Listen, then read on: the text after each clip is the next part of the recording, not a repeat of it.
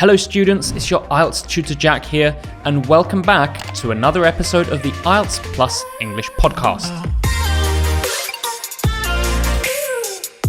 Today's topic is the news. Not something I talk about a lot, but it is something of course I am interested in and I try to keep up with. So let's see how we do today. And of course, you know, if you want some fantastic vocabulary, fantastic expressions, and all of today's questions in our podcast, then go to www.jax-english.com to get the free handout. By the way, all handouts are still available there from episode 1 up to episode 29, which we're on today. Great. Well, I think the one thing I want to mention today is pronunciation before we start, because I'm just looking at my handout now, and there's a few words which the pronunciation is very important. So let me start with the first one, which is sensationalize. Sensationalize. The reason I'm mentioning this, and there are 3 in total, is word stress. It's really important to get the right stress on the right syllable. So let's take this first one. Sensationalize, the stress is on say. So follow me. Sensationalize. Sensationalize. So you can hear the stress is on say, and then there's unstressed syllables following that. Another word, provocative. Provocative. You can hear the stress again is on the second syllable. Provocative. Provocative. Very useful word. Now the last one is crazy, because even I look at this and I think it says hyperbole. It's not hyperbole, it's in fact hyperbole. It's a very strange pronunciation, but we've got to get it right. So listen one more time. Hyperbole. The stress again is on the second syllable. So with those 3 words, try to add them to your spoken English and get the pronunciation right. So that's all I want to mention. Let's get straight into our IELTS questions and warm up with part 1. Question 1. Are you interested in the news? Yes, I'm interested in the news. I particularly like reading or listening about sport, economics, sometimes science. Economics really interests me nowadays because seemingly we are in a little trouble in every country in the world. So I'm very interested to keep up to date with all the news. Our next part 1. What sort of news are you most interested in? Well, as I mentioned, I do like economics nowadays, but normally one of my favorite types of news is the sport. I'm a huge fan of football and golf and also combat sports as well. So I really enjoy keeping up to date with all of the news from recent events or transfers in football. I love that kind of thing. Good. Okay, so let's get into some part 2. I'm putting 2 minutes on the clock, and today's question is, describe an interesting piece of news about which people were very excited. Okay. Well, I don't have time to warm up. I'm going to do the first thing that comes to my head. I'm not particularly knowledgeable about it, but let's see how we do. So, 2 minutes starts now. I'd like to tell you about the wedding between Prince William and his now wife Kate.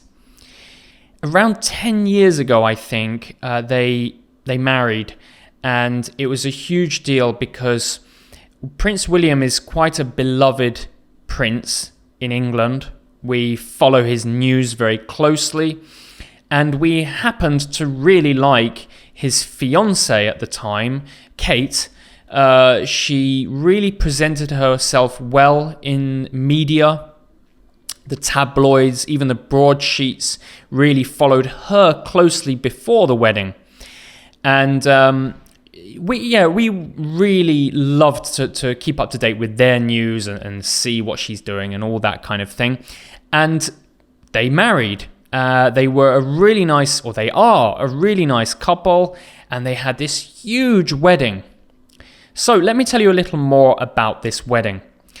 It was so big, I believe at the time it broke the record for the most live streams of any event, including sports. People all around the world tuned in to watch their beautiful wedding. I watched bits of it, and it was quite interesting. But I particularly mention this because it made a lot of people happy. I think not only in my country, but also around the world. For me personally, I'm not a huge admirer, or I'm not particularly interested in the royal family. I support them, but I'm not particularly interested in their day-to-day life or events, so I didn't watch it.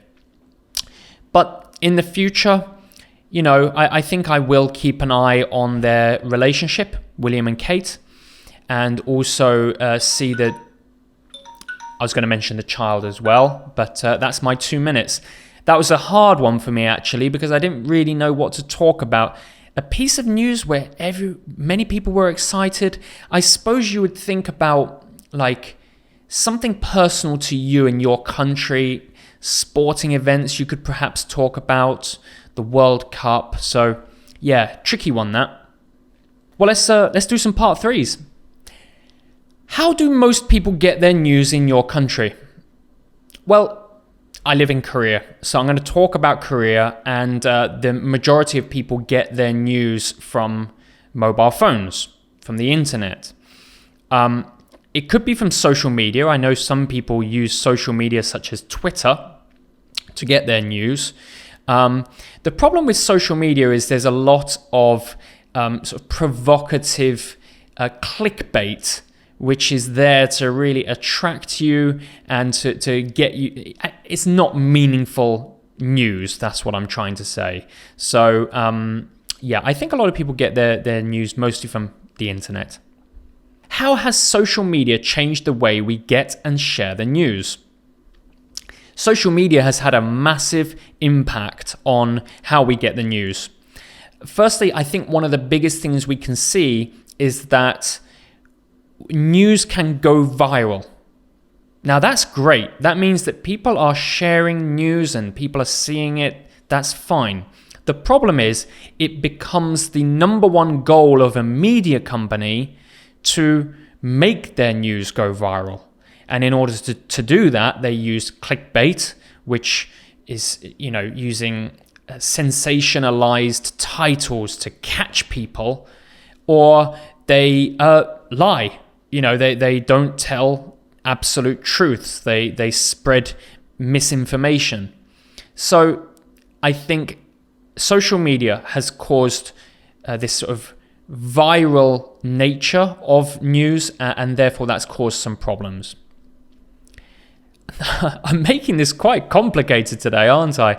I hope you're enjoying listening to the words from today's list and me trying to use them, but I would recommend you do review today's vocabulary and see what I'm talking about.